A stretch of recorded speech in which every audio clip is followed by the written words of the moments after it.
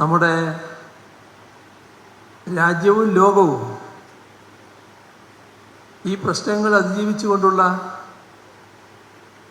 കേരളത്തിൻ്റെ അതിജീവനം വലിയ തോതിൽ ആശ്ചര്യമുളവാക്കിയ കാര്യമാണ്. എങ്ങനെ കേരളത്തിന് സാധിച്ചു എന്നാണ് രാജ്യവും ലോകവും ചോദിച്ചത്. നമുക്കതിൽ ആശ്ചര്യമില്ല. കാരണം നമ്മുടെ നാടും ജനങ്ങളും പ്രകടിപ്പിച്ച ഐക്യവും ഒരുമയും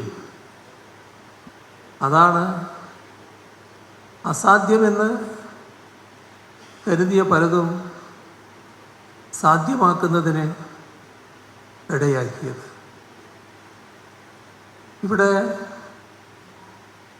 നമ്മുടെ പദ്ധതികൾ പുറകോട്ട് പോയില്ല.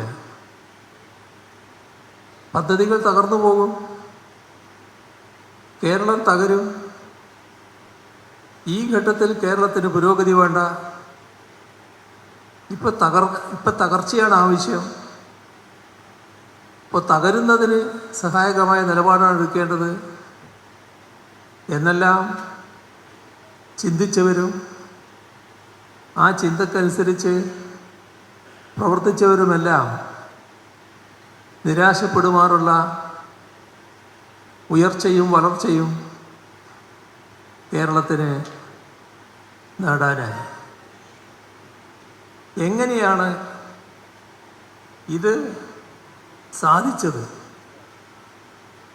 അതും നാം പരിശോധിക്കേണ്ട കാര്യമാണ്. നമ്മുടെ സർക്കാരിൻ്റെ തനത് വരുമാനം, സർക്കാരിൻ്റെ കേരളത്തിൻ്റെ ആഭ്യന്തര ഉൽപ്പാദനം വലിയ തോതിൽ വർദ്ധിപ്പിക്കാൻ നമുക്ക് കഴിയും. ഈ ഘട്ടത്തിലൊന്നും നമ്മൾ പുറകോട്ട് പോവുകയല്ല ചെയ്തത്. 2023-24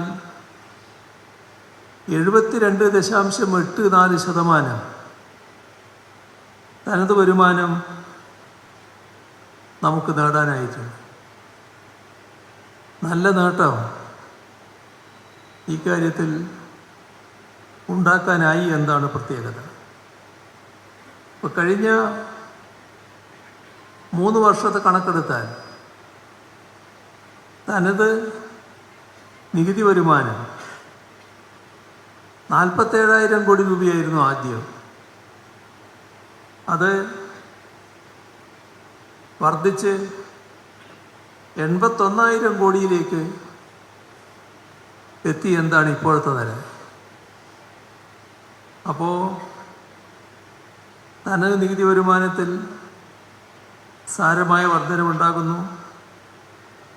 മൊത്തം തനത് വരുമാനം 55,000 കോടിയായിരുന്നു ആദ്യം. അത് 1,04,000 കോടിയായി വർദ്ധിച്ചിരിക്കുന്നു.